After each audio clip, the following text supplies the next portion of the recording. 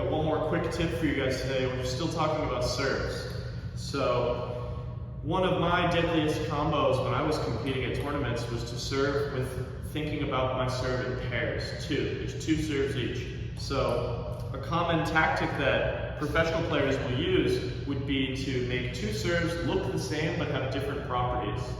And I learned this from my coach, Thomas Kyneth, and also from watching Timo Bull. So you want to have a loose grip. We'll talk about the service grip for pendulum serve in the future, but this is actually just a straight up underspin serve.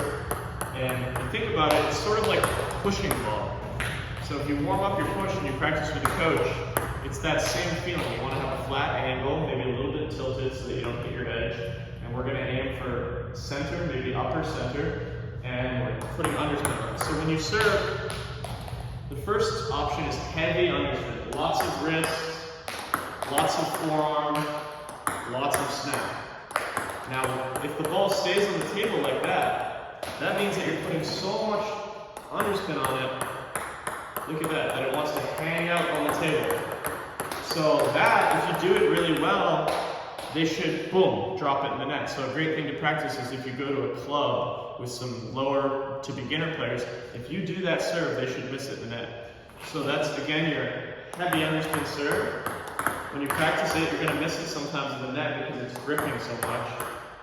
So serve number one, heavy underspin. Heavy underspin. Let's do one more to get it to stay on the table. Heavy underspin. There we go, that one stayed on the table.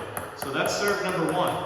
Serve number two is sort of our trick, our disguise. Now, Mao Long is really famous for this. He does all this big motion, he does a foot stamp, but he actually serves dead a lot. Now, what's dead? Dead is like a knuckleball in baseball. Knuckleball. So dead, in reality, it has a little bit of underspin or a little bit of topspin. In reality, it's actually underspin. But it's such a minuscule amount of underspin that if your opponent tries to push it, it will react like it's topspin. It'll be dead. So people usually serve dead, and I'll tell you what they do. On underspin, we are using lots of wrist and lots of flexibility to try and get lots of spin, lots of snap, right? Boom, like that, lots of flexibility. On dead, we don't use any wrist at all. We keep a stiff, restricted grip. We don't have to be tight, and we make it look like we're slicing it, but in reality, we're just passing the ball. So in a match, I would go underspin, serve number one, underspin, and then serve number two, dead. So my motion and the way that I'm acting is like it's the same. Oh, that's underspin. Oh, that's underspin. All right, lots of underspin. And then on dead, I do the same thing. I maybe stamp my foot. And on the dead serve, I actually usually aim for just above I use butterfly, just above the logo, because I was taught from a coach that if you hit it at that spot, it really barely makes any spin and it kind of bounces funny.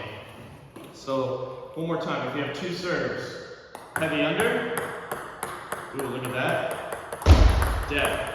And if you want to take it one step further, on your heavy underspin serve, you can pretend like you're doing nothing. You can make no sound and you can be totally quiet, right? Quiet, silent, total silent assassin. And then on your dead, you can do reverse psychology and go like that. But in reality, the one that you were quiet on had a lot of underspin and the other one was dead. So the goal there is to get your opponent to maybe miss the underspin one in the net and to pop the dead one up. Once they get used to you, you can use these serves more so to mix it up. But I can guarantee you that you're going to win some free points off of that serving in pairs. So we'll have some more quick tips for you next time where we go over maybe a shovel serve and we might even go over a reverse pendulum at some point. Thank you guys for watching. Stay tuned for more.